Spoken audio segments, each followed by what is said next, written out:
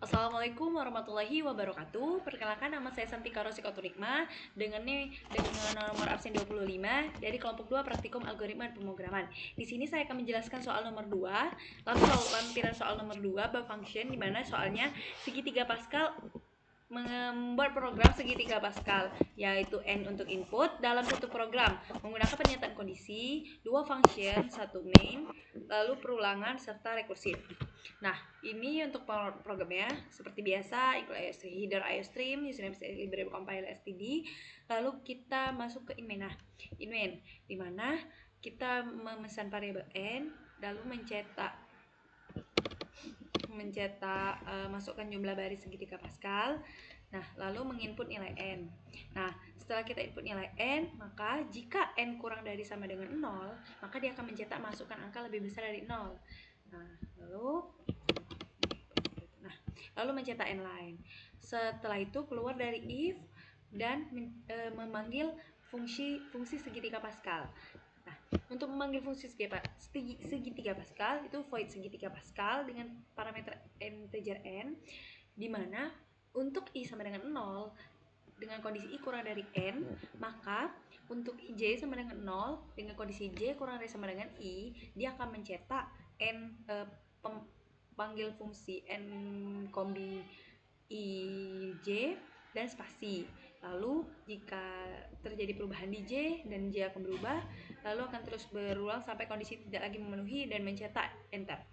Lalu kembali lagi ke sini, i perubahan, lalu sampai kondisi tidak lagi memenuhi, maka akan keluar dari for. Dan hasil dari ini akan dipanggil dan dicetak di sini. Nah, untuk integer n kombi ya, ini tadi kan kita memanggil n kombi ya.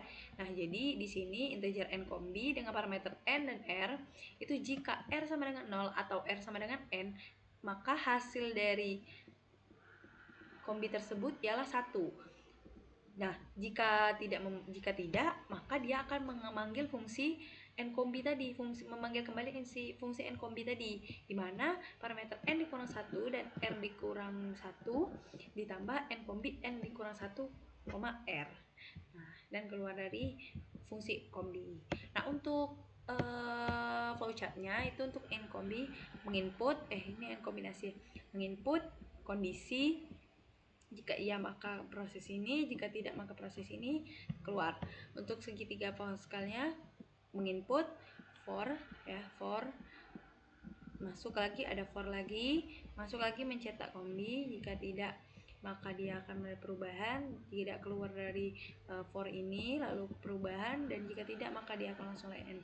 Jika ini tidak lagi, maka dia akan langsung n, akan mencetak n lain. Nah, jadi seperti ini.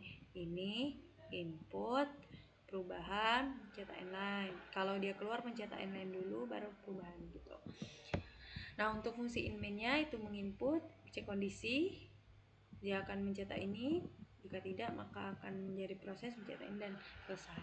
Oke, itu saja yang dapat saya sampaikan. Jika ada kesalahan, saya mohon maaf. Kepada saya mohon maaf. Saya akhiri. Wassalamualaikum warahmatullahi wabarakatuh.